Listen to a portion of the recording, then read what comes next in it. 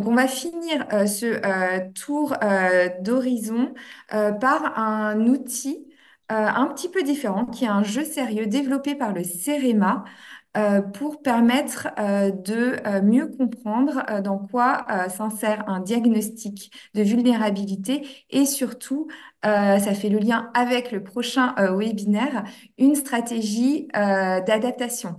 Donc, Claire, je vous laisse le présenter. Euh,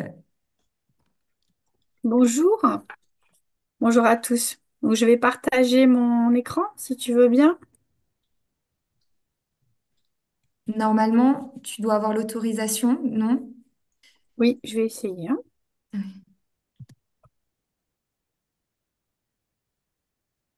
Alors non, ça ne fonctionne pas. Ah, Mais le partage d'écran n'a pas pu démarrer. Code erreur. Donc ah. Et là, est-ce que ça fonctionnerait? non plus. Alors Alors, peut-être normalement, que je t'ai envoyé la présentation. oui. Bah, je vais la Ouais, retrouver, la charger et je vais partager mon écran. Je te laisse commencer et je partagerai l'écran dès que j'ai récupéré la présentation. merci. Donc, alors, effectivement, l'idée de la présentation suivante, hein, c'est vraiment de montrer que au cœur de ces dispositifs, le partage, l'intelligence collective sont vraiment au cœur du sujet, et que quelque part, si on rate aussi cette étape-là, on n'arrive pas à grand-chose en termes de mise en action sur les territoires de l'adaptation au changement climatique. Donc le CEREMA, en fait, depuis 2-3 ans, s'est très très fortement repositionné sur l'adaptation au changement climatique. Donc on s'inscrit complètement dans tout ce qui vous a été présenté jusqu'à maintenant, donc la démarche TACT ADEME, toute sa méthode. Et donc nous, on développe des approches d'accompagnement des territoires qui cherchent en fait tous un peu la même chose, c'est-à-dire comprendre les effets du changement climatique, les impacts, et surtout ce qui a été fortement aussi rappelé, c'est territorialiser ces impacts. Quelles sont les nuances sur mon territoire? Qu'est-ce qui va se passer sur mon territoire pour mes habitants, mes activités économiques, mes milieux naturels, mes paysages, mes activités, de manière donc comprendre pour bâtir stratégie et plan d'action adaptés au territoire. Donc, on a développé ces approches donc dans un premier temps dans le département de la Nièvre en 2020, donc pour un conseil départemental. On a poursuivi en 2023 pour le conseil départemental du Lot, cette année pour le conseil départemental de la Haute-Garonne. Donc, ce sont souvent ces échelles de territoire qui nous sollicitent pour des accompagnements, mais ça peut être aussi des territoires un petit peu plus de taille plus réduite. Donc nous, voilà, on s'inscrit complètement dans la démarche TAC, comme je l'ai rappelé. Vas-y, tu peux avancer, Hélène, si tu veux bien. Donc l'outil, oui, voilà, bah, reste là, très bien. Merci. Donc l'outil du Serious Game, en fait, c'est un outil qui a été imaginé, euh, qui est vraiment un outil en complémentarité de la démarche globale, hein, qui vous a été présentée tout à l'heure par l'ADEME, qui vient en complémentarité de modules beaucoup plus techniques, analytiques et cartographiques, et donc ce sont des outils qui viennent vraiment au service du partage et de l'appropriation collective. Donc, qui sont vraiment en complément de démarches plus techniques, de portraits climatiques, où on va effectivement projeter l'évolution des paramètres climatiques à horizon 2050, d'analyse de sensibilité, de capacité d'adaptation des territoires, avec, comme on l'a vu, des analyses de données, des nuances territoriales, des chiffres, des cartes, beaucoup de choses qui permettent de comprendre, des analyses de vulnérabilité, tout thème, qui vont aussi avoir des approches systémiques, qui vont croiser tous les sujets pour essayer d'identifier des vulnérabilités croisées, qui vont s'exprimer de manière cumulée sur certaines zones du territoire ou certains types de profils de population. Euh, voilà, donc tout ça vient vraiment dans un dispositif global. Et là, l'idée, c'était vraiment de vous faire un focus très particulier sur cet outil d'animation, qu'est le Serious Game. Donc pourquoi on a ressenti le besoin de mettre en place ces serious games, donc ces jeux sérieux, parce qu'on s'est rendu compte que c'était quand même assez compliqué de faire comprendre ce que nous on appelle l'approche systémique à 360 degrés des effets du changement climatique sur un territoire. On passe toujours par une approche thématique, hein. Vous voyez à droite sur l'illustration, hein, tous les sujets passent les uns après les autres. On essaye de dégager les sensibilités, les capacités d'adaptation, les enjeux. Après, on croise tout ça. On essaye de trouver des nuances territoriales, mais c'est quand même extrêmement compliqué à appréhender. Les messages sont compliqués à faire comprendre. Et donc, on a cherché un moyen de partager, faire comprendre et surtout faire adhérer pour arriver à cette étape de territorialisation concrète et que ça devienne vraiment concret en fait pour les acteurs du territoire. Donc, vas-y, voilà, merci. Donc, en fait, cette phase de conception du Serious Game, elle s'est beaucoup basée sur ce que nous, on appelle la fresque des vulnérabilités au changement climatique. Donc, c'est un outil qu'on a développé aussi qui s'inspire de la fresque du climat, mais qui vise finalement à faire comprendre un enchaînement d'effets de causes-conséquences entre l'évolution des paramètres climatiques, donc c'est la colonne rouge hein, à gauche, l'évolution des aléas, aléas induits, donc si on reprend la sémantique de l'ADEME hein, sur les aléas et risques naturels, qu'est-ce que ça peut avoir comme effet sur les ressources du territoire? Donc l'air, l'eau, le sol, la biodiversité sous toutes ses formes sur le territoire. Et qu'est-ce que ça a in fine comme impact sur la population, sa santé, sa sécurité, son mode de vie, et puis toutes ses activités économiques, donc propre au territoire. Donc les liens peuvent être directs ou indirects. Il y a des phénomènes de rétroaction. Voilà, tout ça est très systémique et assez complexe. Et donc via cet outil, ben, nous on essaye un peu d'amener cette approche globale.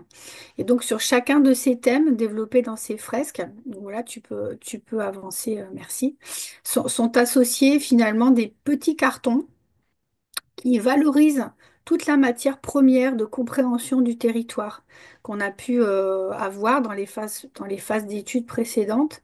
Donc on territorialise au maximum ce qu'on a pu comprendre. On apporte de la matière première qui montre quelles sont les spécificités du territoire et quelles sont les vulnérabilités finalement détectées sur ce territoire. Donc une fois qu'on a cette matière, comment la faire comprendre et la faire manipuler en fait par les acteurs. Donc, voilà, je te laisse avancer, merci. Donc une première forme en fait de jeu sérieux qu'on a expérimenté, plutôt en format court, sur des séquences de 2 heures. En fait, c'est la construction d'un jeu assez proche finalement de l'idée aussi de la fresque du climat, où tous ces petits cartons sur les chaînes d'impact, on a fabriqué des cartons de jeu, tout simplement. Et donc, on propose en fait des animations d'acteurs publics, tout acteur public, qui leur permet en fait de retrouver un peu ce chemin de cause à effet, de replacer les choses dans le bon sens, et puis aussi de comprendre ce qui se passe sur leur territoire au fur et à mesure de l'avancée du jeu. Donc ça, on a expérimenté ça en 2023 sur l'accompagnement qu'on a pu mener sur le conseil départemental du Lot avec des ateliers voilà, donc une centaine de personnes, d'acteurs publics. Donc c'est quand même des ateliers assez lourds. Et donc ça permet vraiment de s'approprier le sujet, de faire discuter des gens d'horizons différents sur un même sujet. Donc voilà, ça a été assez apprécié.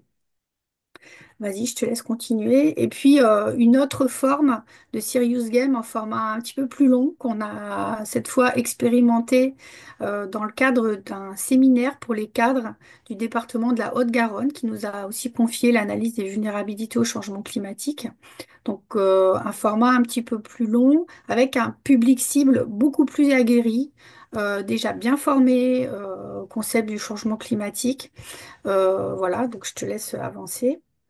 Donc en fait, ce Serious Game, si je fais un zoom sur ce jeu sérieux un peu plus élaboré, il s'est situé en fait dans un module de séminaire de 2 jours.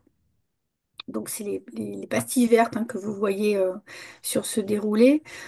On a commencé finalement par amener tout le monde un peu sur les mêmes concepts, les mêmes définitions, rentrer sur le territoire en prenant des exemples concrets d'impact connus et médiatisés du changement climatique.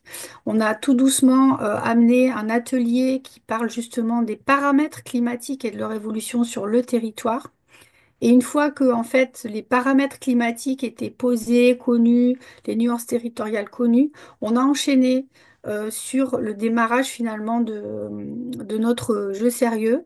Euh, En cumulé sur 2 jours, on va dire que ça prend 8 bonnes heures à peu près, hein, mais c'est étalé sur 2 jours, avec un déroulement qui, voilà, vas-y, je te laisse avancer, voilà, qui permet en 4 étapes de s'approprier et d'expérimenter la méthode d'élaboration du diagnostic des vulnérabilités, de s'approprier, mais aussi de nourrir une phase importante de territorialisation par les apports métiers des différents participants au Serious Game, puisque chacun était un expert en fait de son sujet.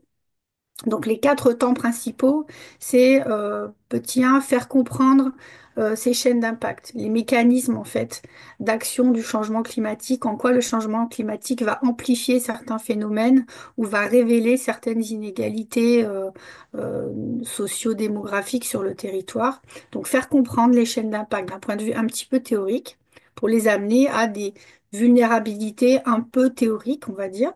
Le deuxième temps, c'est une fois que ce cadre méthodologique est un peu posé, on territorialise. Qu'est-ce qui se passe maintenant sur ce territoire-là, concrètement? Donc on incarne un petit peu plus quelque chose qui est d'ordre méthodologique. La troisième étape du jeu, elle consiste à faire un exercice collectif pour hiérarchiser les vulnérabilités et prioriser, parce qu'on s'inscrit dans une démarche où, in fine, on va devoir bâtir stratégie et plan d'action. Donc, il y a un moment, il faut bien arriver à peser les choses. Et en quatrième étape du jeu, on essaye d'impulser une démarche de travail en transversalité dans une structure finalement où on voit bien que pour arriver à mener des actions, il faut décloisonner en fait les sujets, les services et revenir à cette approche systémique où tout est un peu lié. Donc je te laisse avancer. Donc j'ai détaillé un peu voilà chaque étape du jeu. Donc ça c'est par exemple là, la fresque qui avait été élaborée en amont du jeu, hein, comme fil rouge, et qui servait de structure hein, finalement à tout le jeu. Je te laisse avancer. Donc la première partie du jeu, donc comme je l'ai dit, consiste à appréhender les chaînes d'impact, à comprendre les liens entre les variations du climat et les incidences sur le territoire.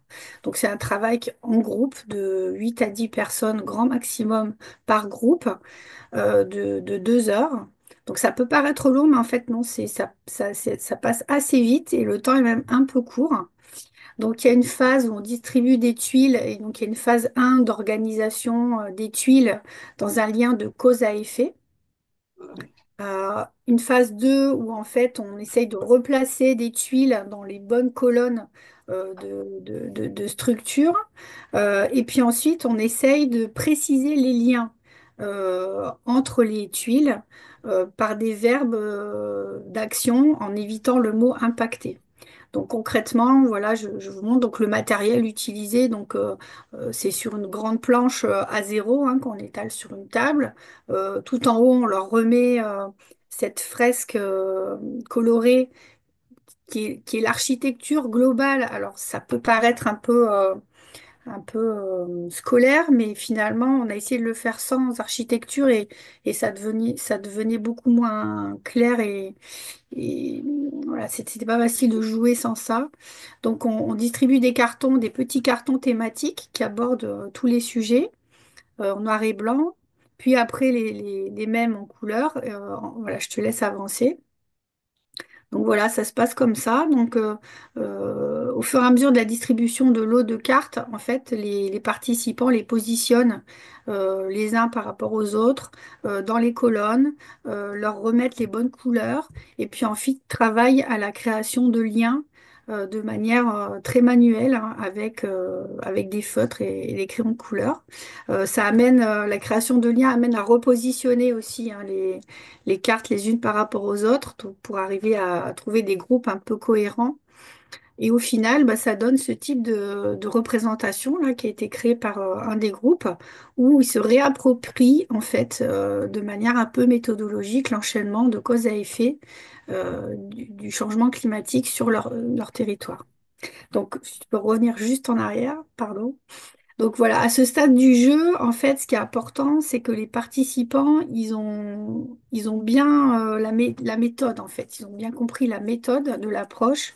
Et puis, ils ont bien touché du doigt l'aspect systémique des effets du changement climatique et que tout est lié. Et donc ça, c'est vraiment très important pour la phase 2 en fait, du jeu, qui consiste à territorialiser les éléments de connaissance et les vulnérabilités spécifiques à la Haute-Garonne.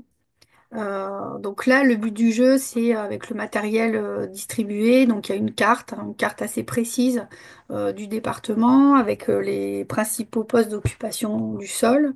Et puis des cartes vides où on les incite à écrire finalement leur connaissance du sujet, donc le sujet en question, leur connaissance. Est-ce que vous avez des éléments qui vous manquent pour aller plus loin ou qu'est-ce qu'il faudrait chercher? Et puis une carte un peu vide. Bon là, on a donné des cartes pré-remplies pour inspirer, mais l'idée, c'est d'identifier des vulnérabilités spécifiques propres au territoire. Donc voilà, je te laisse avancer, merci beaucoup. Et donc à ce stade, donc on a en fait par groupe des cartes de territorialisation des différents enjeux de vulnérabilité détectés avec des explications. Et donc la phase suivante consiste à partager. Donc je te laisse avancer. Voilà, donc la phase suivante consiste à partager. Donc tous les cartons de vulnérabilité identifiés par tous les groupes sont partagés. Donc tous les groupes ont toutes les vulnérabilités de l'ensemble. Et donc l'étape suivante consiste à hiérarchiser. Donc petit 1, la consigne, c'est définissez une méthode. Comment allez-vous hiérarchiser? Tu peux revenir en arrière, merci. Définir une méthode. Et une fois que vous avez défini cette méthode, appliquez-la aux vulnérabilités détectées par le groupe. Et ensuite, hein, venez exposer les 3 vulnérabilités que vous avez jugées prioritaires et la méthode avec laquelle vous avez travaillé. Je te laisse lancer, merci. Voilà, donc vous voyez, chaque groupe vient exposer sa priorisation et pourquoi et avec quelle méthode. Et donc à ce stade-là du jeu, ce qui est quand même relativement intéressant, c'est que les groupes ont tous des méthodes relativement différentes, plus ou moins empiriques, plus ou moins scientifiques. Finalement, tous les groupes sont tombés sur des piliers assez consensuels qui apparaissent comme des évidences pour tous. Voilà, la vulnérabilité de la ressource en eau, les populations, certaines populations sur certains territoires, les mobilités et certaines activités. Donc, bien que les groupes aient des profils de métiers extrêmement différents, ils se sont vraiment consensuellement mis d'accord assez rapidement sur un certain nombre de vulnérabilités clés de leur territoire. Et enfin, la quatrième partie du jeu consistait finalement, pour arriver à amorcer l'action, enfin la mise en action, pour essayer de voir ce qu'on peut faire pour travailler sur ces vulnérabilités identifiées collectivement, quelles interconnexions entre les différents services pour favoriser la transversalité comment on peut faire pour travailler ensemble. Et donc là, on avait imaginé 3 forums donc, qui correspondent à des grands axes de vulnérabilité. Donc l'eau, les transports et le déplacement, la santé, les solidarités. Et donc l'idée, c'était que chaque participant devait participer, tourner en fait toutes les 20 minutes et changer de forum. Et donc la démarche était toujours la même. Voilà, je te laisse avancer. Voilà, la diapo. Donc l'animateur, donc là en haut à gauche, hein, la personne qui est debout est un membre en fait euh, du département. Tous ses collègues de différents services sont assis autour de lui. Chacun se représente en termes d'approche métier. Quel est son métier? Et puis l'idée c'est de dire, ben, dans mon métier, qu'est-ce que je peux apporter à l'approche de la vulnérabilité, en l'occurrence des infrastructures de transport. Maintenant que j'ai compris que tout était systémique et tout était lié, qu'est-ce que je peux apporter pour résoudre cette problématique? Voilà. Donc, c'est ce jeu sérieux, c'était une première expérimentation dans cette dimension-là. Donc, quand même 8 heures de jeu sur 2 jours. On est toujours en phase d'amélioration continue, d'expérimentation et on essaye de faire du sur-mesure aussi par rapport à chaque territoire. Et donc, on va continuer en fait d'adapter ce jeu, peut-être de le tourner un petit peu plus vers la mise en action dans le cadre de la perspective des accompagnements en 2025 du CEREMA. Donc, en plus des approches TACT hein, qu'on accompagne également sur le territoire, le CEREMA va aussi travailler sur l'appel à projet territoire adapté à +4 degrés avec une trentaine de territoires au niveau national qui vont avoir ce type d'accompagnement, soit de manière intégrée, tout thème, soit de manière plus thématique, ciblée sur infrastructure, aménagement, risques naturels, gestion de l'eau ou bâtiment. Voilà, donc c'était un petit peu le focus, on va dire, intelligence collective qu'on voulait partager avec vous aujourd'hui sur ces approches. Merci beaucoup. Merci beaucoup, Claire. Alors, comme je partageais, j'ai pas eu le temps de regarder les questions. Donc, je vais essayer de... Alors, peut-être la question de Clémentine. Avez-vous déjà testé les jeux avec un public mixte, élus et parties prenantes du territoire, type entreprise, association? Alors oui, on l'a testé, comme j'ai montré tout à l'heure, en format court, hein, c'est-à-dire en format 2 heures, dans le cadre de l'accompagnement mené sur le conseil départemental du Lot. Donc effectivement, on l'a testé sur une formule acteur public, vraiment mélangé au niveau du territoire. Et du coup, avec peut-être aussi des niveaux d'appropriation des concepts et des outils liés au changement climatique un peu moins, on va dire, aguerris, quoi. En fait, le niveau était peut-être voilà, on est parti du principe qu'il fallait peut-être avoir une version un peu plus légère et courte du jeu. Mais oui, on l'a expérimenté.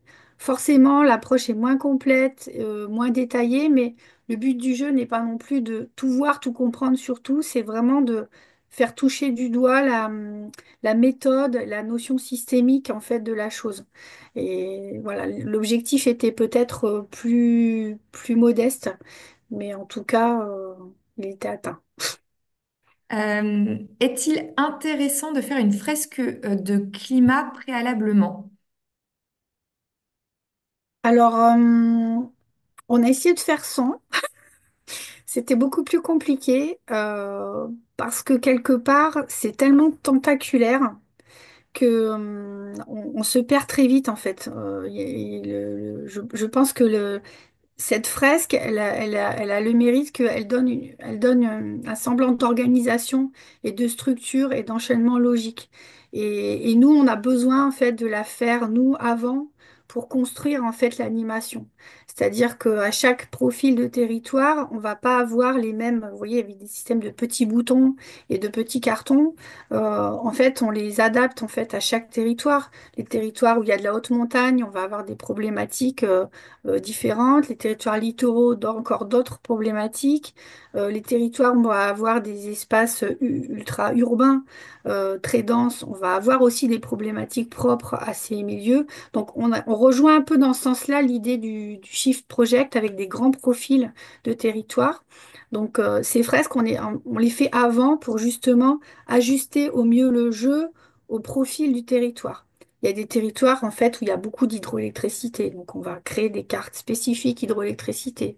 Il y a des territoires où il y a des activités industrielles très particulières, donc on va créer des blocs de jeu spécifiques en fait. Le jeu est vraiment adapté au territoire.